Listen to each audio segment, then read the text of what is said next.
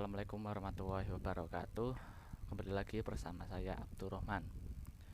Saya memiliki NIM 721142009. Saya merupakan mahasiswa jurusan akuntansi Fakultas Ekonomi Universitas Negeri Semarang.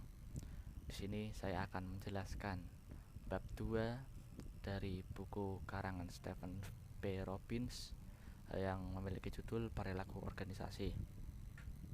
Bab 2 sendiri membahas tentang keberagaman dalam organisasi. Keberagaman. Manajemen keberagaman yang efektif mampu meningkatkan keberhasilan organisasi untuk menggali keahlian, kemampuan, dan ide terluas yang mungkin dimiliki para pekerja. Di sini sudah suatu kemungkinan para pekerja di sebuah organisasi atau perusahaan memiliki karakteristik yang berbeda-beda. Mungkin si A memiliki karakteristik yang lembut, si B memiliki karakteristik yang keras. Di situ manajer harus bisa menyatukan orang-orang yang memiliki karakteristik yang berbeda tersebut agar terjalannya sebuah pekerjaan yang lancar. Karakteristik demografis tenaga kerja di Amerika Serikat. Pada masa lalu, para pekerja Amerika Serikat didominasi oleh orang-orang memiliki ras kulit putih. Banyak sekali di antara mereka melakukan diskriminasi terhadap orang-orang ras kulit hitam, atau bisa disebut rasisme. Seperti contohnya waktu itu hanya orang-orang zaman dulu hanya orang-orang berkulit putih lah yang boleh bersekolah di Amerika Serikat. Pada suatu ketika seorang yang memiliki kulit hitam diizinkan bersekolah di Amerika. Pada saat setelah itu orang kulit hitam tersebut langsung dijauhi oleh teman-temannya dan gurunya. Itu merupakan suatu contoh diskriminatif. Yang kedua, yang selanjutnya ada tingkat keberagaman. Keberagaman tersendiri memiliki beberapa tingkat. Tingkat yang pertama yaitu keberagaman level permukaan atau yang atas. Yang kedua ada keberagaman level dalam atau yang ada inner dari seorang. Keberagaman level permukaan yaitu keberagaman yang tampak oleh mata secara langsung, yaitu perbedaan-perbedaan dalam karakteristik yang mudah dianalisis seperti jenis kelamin, ras, etnis, umur, atau keterbatasan yang tidak selalu merefleksikan cara orang berpikir atau merasa, tetapi dalam memunculkan stereotip tertentu. Yang selanjutnya ada keberagaman level dalam, yaitu keberagaman yang tidak tampak oleh mata. Biasanya ini adalah suatu sifat seseorang atau ya tidak kenapa perbedaan dalam nilai-nilai kepribadian dan preferensi kerja yang menjadi lebih penting secara progresif dalam menentukan kesamaan seiring semakin mengenal orang lain.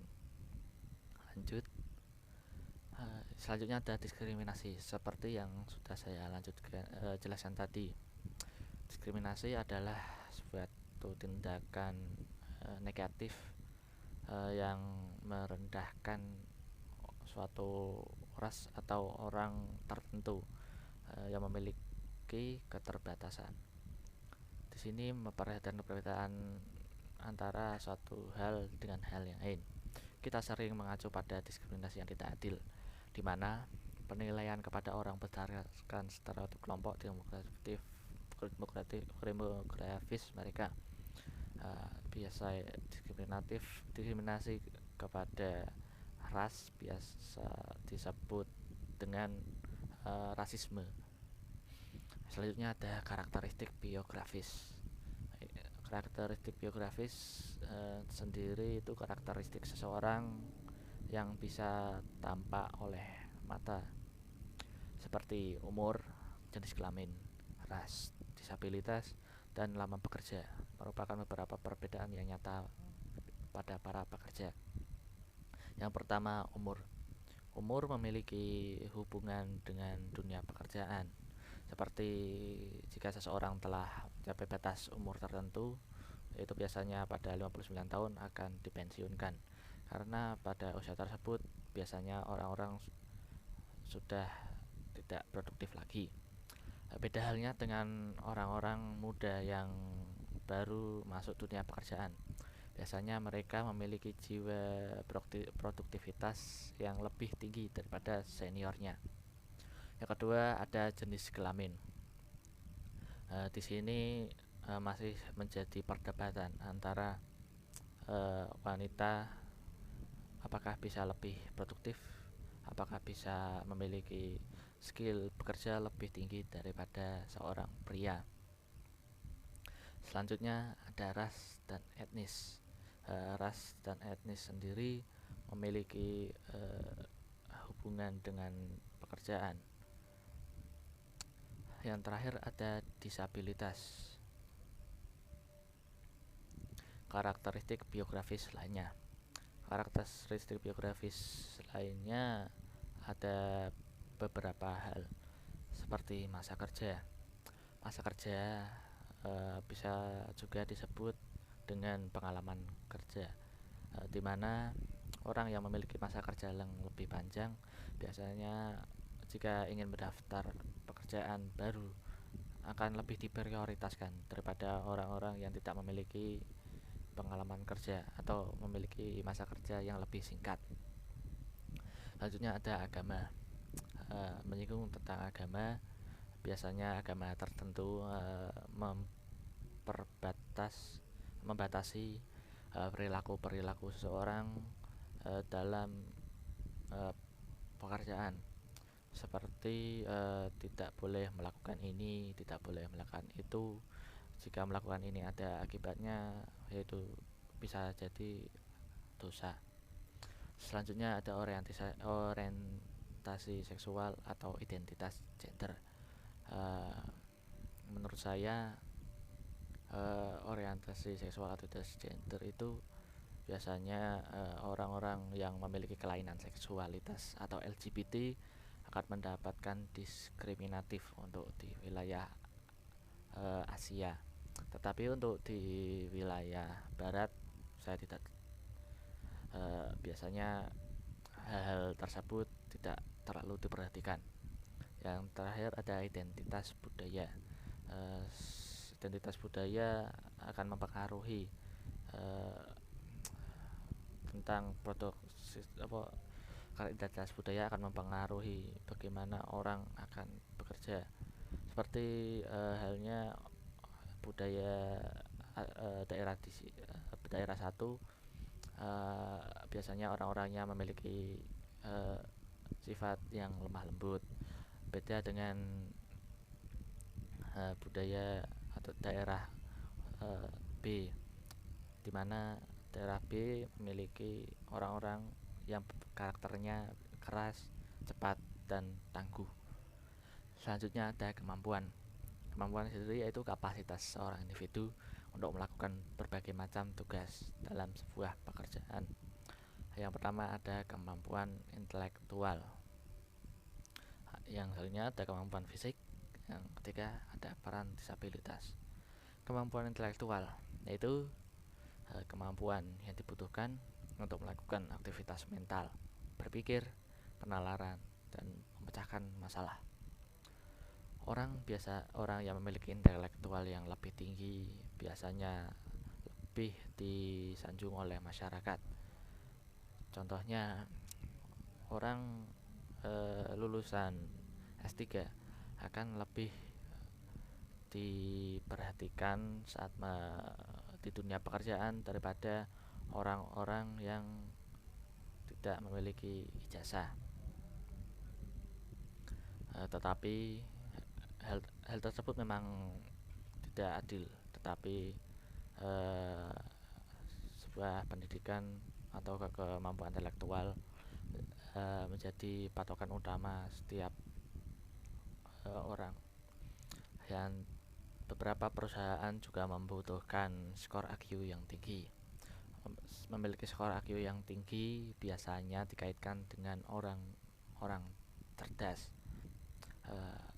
Sebagaimana para beberapa perusahaan membutuhkan skor IQ untuk menerima menerima karyawan baru. Yang selanjutnya ada kemampuan fisik. Kemampuan fisik bisa dikatakan dengan kemampuan yang nampak oleh mata, seperti stamina seseorang, ketangkasan, kekuatan, dan karakteristik yang sama. Orang yang memiliki sifat yang lincah, dalam artian tidak lamban dalam bekerja, akan lebih produktif daripada orang yang lamban. Selanjutnya ada peran disabilitas, yaitu mengakui bahwa individu memiliki kemampuan berbeda yang dapat dipertimbangkan dalam membuat keputusan. Perekrutan tidaklah problematis. Orang-orang yang memiliki keterbatasan harus tidak dipandang sebelah mata, karena setiap orang yang memiliki keterbatasan pasti memiliki kelebihan yang tidak dimiliki orang lain. Meskipun demikian, adalah diskriminatif untuk membuat asumsi kosong atas dasar disabilitas. Sudah saya jelaskan tadi. Mengimplementasikan strategi manajemen keberagaman. Manajemen keberagaman sendiri memiliki artian, yaitu proses dan program di mana manajer membuat setiap orang sadar dan sensitif pada kebutuhan dan perbedaan yang lain. Implementasi manajer pada manajemen keberagaman yang pertama, menarik, memilih, mengembangkan, dan mempertahankan pekerja yang beragam. Di sini manajer perlu mempertahankan sebisanya agar keberagaman tidak pecah, dalam artian tidak bubar. Yang selanjutnya ada keberagaman dalam kelompok. Ini memiliki tingkatan yang lebih tinggi daripada keberagaman individu tadi.